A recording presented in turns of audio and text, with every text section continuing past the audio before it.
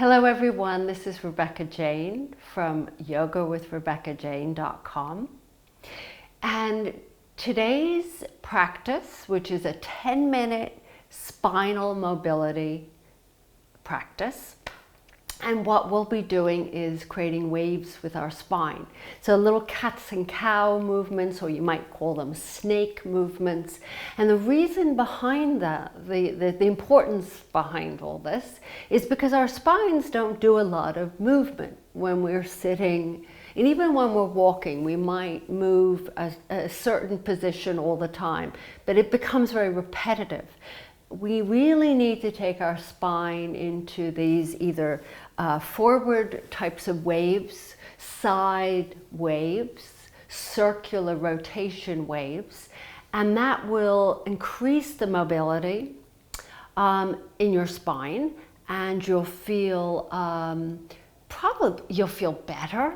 You'll be able to move with ease. And one of the things that our spine needs desperately is hydration. And we think, well, water's the way to go. Yes, we need water, but the only real way of hydrating your spine is through movement and different forms of movement. So we'll get started. Let's sit up nice and tall, find our tall spine. Now every practice I offer a mindful moment, and our mindful moment for this practice is we're going to ask ourselves a question, is how do I want to feel today? So no matter what time of the day it is for you, how do I want to feel? So the mindful moment is whatever that pops into your head, and you write it on a piece of paper, and that's your goal. And you don't have to do anything other than see it periodically. Just keep reminding yourself, I want to feel relaxed, I want to feel energized, I want to feel confident, or, whatever pops into your head, the very first thing. We'll get started with our spinal waves. So only two exercises here. Mainly we're going to do it from a seated position, cat and cow moves, waves. And then we're going to do it from our hands and knees. So pretty much that's what we're going to do. And then I'll show you a version from your downward dog, okay? So sitting up tall, and I'm going to actually spin around to the side so you can see me from the side. A little bit easier and I'm sitting on a little cushion. Feel free to sit on a block, a cushion, or a blanket. I'm sitting on a blanket. Hands on your knees, cross-legged. You can even come on and sit on your heels if that feels better for you. And you could do this sitting in a chair if this is another. It doesn't have to be on a mat. And we're going to start with neutral spine, which is the natural curvature of the spine, and then you're going to lean forward. So as if you're looking over a window, out of a window, but your chin is lifted, but you're not looking up, you're looking forward, but slightly over. Chest, spread the collarbones, and push your chest forward. And then that's called the cow stretch. And then the cat stretch is where you lean back. Your chin now is tucked into your chest. You're rounding your shoulders, exaggerating this movement, and doming your back. So doming that upper back and middle back. And then inhale back into your cow stretch, looking over that windowsill, stretching out the chest, and you soften the shoulders down while bringing them towards each other. And we're going to go back and forth. So the breath, I wouldn't worry so much about the breathing at this point, but inhaling usually, and when you inhale, it's the opening, so it's the cow stretch, and then as you exhale, you float back into your cat stretch. Let's do a few more from our seat. And you can always pause the video and just do this multiple times, 10 times, 20 times, however you wish. So inhaling forward and exhaling back. And then lift up nice and tall. And then we'll move on to the same cat and cow, but on your hands and knees. So this is the actual traditional cat and cow. You'll see this if you're yogi, you've done yoga before, this is going to be very familiar to you. Wrists are under your shoulders, knees are under your hips. Feet are either flat on the ground, or some people like to curl their toes under. And from here, the same movement, but on your hands and knees. So take your chest forward. This is the cow stretch. Open up the chest, lift it, try and look over that imaginary windowsill and tilt your tailbone up, and you're arching your lower back. So that's the cow. And then from here, you're going to start to look back, chin to chest, pull the belly button up towards the spine, and round your back, and your tailbone tucks or actually lengthens downward. And then inhale, lift into your cow stretch.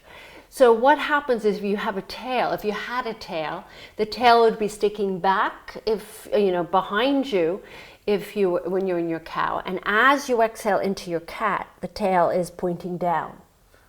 So that's how I visualize it. It helps me to kind of understand the tailbone, how it works. It was originally had a tail, but not now. And then round. So this is the inhaling, and all you're doing is moving between two shapes, cat and cows, but creating a wave with the spine.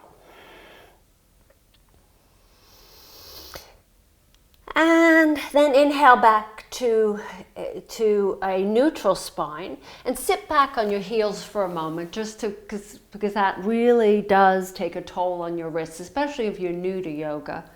Take your hands and interlace them and push forward, spin the palms forward, and it's a nice way of stretching out your wrists. And not all of us can sit on our heels comfortably, so you can always lift up off your heels. And then just shake out those hands. And now we're coming into a tabletop again. So this is called tabletop. And we're going to lift up into a downward dog. So we're going to create this might be for people who are ready to move on to a little bit more challenging or you could stay on your hands and knees or follow me. So what we're doing here is we're creating a wave from our downward dog. We're going from downward dog to plank. And these can be down for this if you'd like, but I'm going to show it to you from a downward dog. So what you're going to do is you're going to first lift your heels up.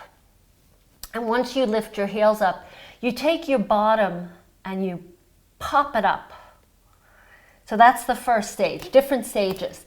And then as you float forward just a little bit, you start to tuck your tailbone under. So remember the tail?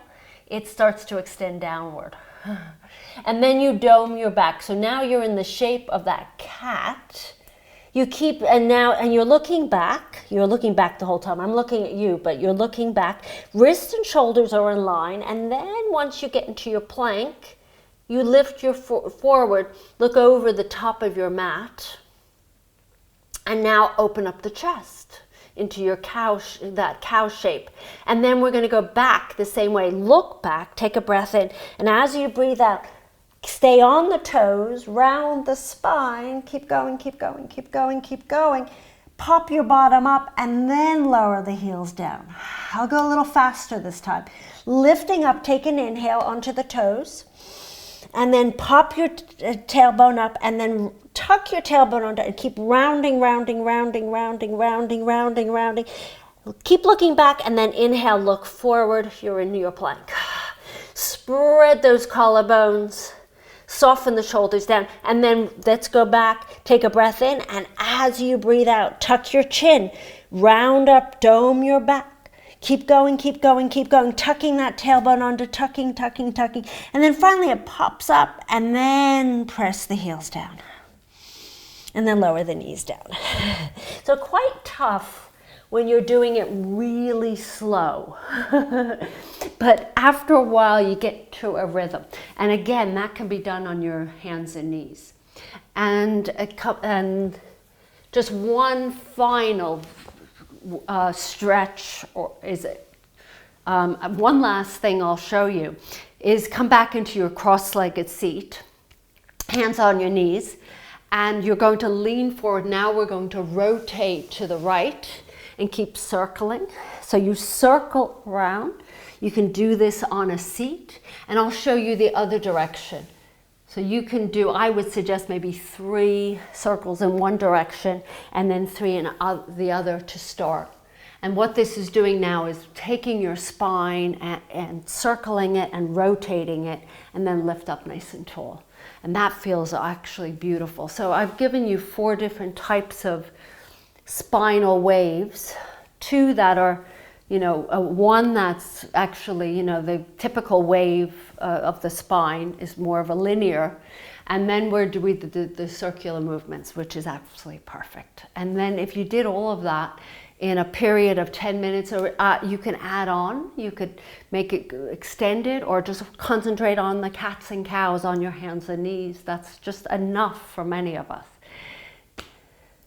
So bringing my hands in front of my heart to seal our practice, to remind you of that question to ask yourself, how do I want to feel today? How do I want to feel? Have a lovely day. Namaste, everyone. Thank you so much for being with me, and I'll see you soon.